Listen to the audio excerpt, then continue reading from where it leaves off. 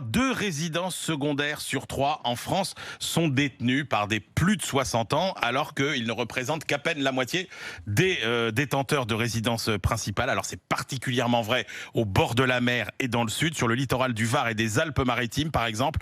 3 résidences secondaires sur 4 sont détenues par des seniors. Alors évidemment parce qu'ils ont un pouvoir d'achat plus élevé que les jeunes, parce qu'ils ont eu des progressions de carrière plus élevées que les jeunes évidemment, mais aussi parce que ça correspond aux aspirations d'une génération qui est celle de nos parents et de nos grands-parents. Rappelez-vous, moi, cette expression qu'on n'emploie plus, le pied-à-terre, c'était le rêve de nos parents, le pied-à-terre. Moi, c'était sur la Côte d'Azur, et c'était des aspirations qui ne sont plus les nôtres et qui ne sont plus non plus celles de nos enfants, puisque les nôtres, c'est d'aller profiter justement de la maison de nos parents et pas d'en acheter une. Et d'aller chez les grands-parents et éventuellement de leur laisser les enfants.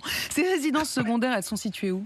Alors, elles sont situées essentiellement à la mer ou à la montagne. C'est le cas de 6 sur 10 d'entre elles. Il y en a 2 sur 10 qui sont autour des grandes villes et 2 sur 10 à la campagne. Il y en a quand même 3,2 millions de résidences secondaires en France. C'est quasiment un logement sur 10. Donc, ça représente quand même une part non négligeable de notre parc immobilier. Et Éric Woerth, le député LR de l'Oise, qui est président de la commission des finances à l'Assemblée nationale, a proposé de donner aux propriétaires des résidences secondaires un deuxième droit de vote, c'est-à-dire un droit de vote aux élections municipales, en plus de leur résidence principale. Oui, c'est une idée qu'il a eue, parce que comme on va plus payer de taxes d'habitation, il se dit, après tout, quand vous êtes propriétaire, vous payez 2 taxes foncières, celle de votre résidence principale, celle de votre maison de campagne, donc vous aurez le droit de voter 2 fois, ce qui a suscité un tollé. Et si j'en ai 3, est-ce que je peux voter 3 fois, etc. Écoute, ça a suscité en tout cas un tollé terrible, parce que ça pourrait bouleverser la sociologie politique de beaucoup de villes. Oui. Vous avez quand même des villes et des villages dans lesquels les résidences secondaires peuvent représenter jusqu'à 1/3 du parc immobilier.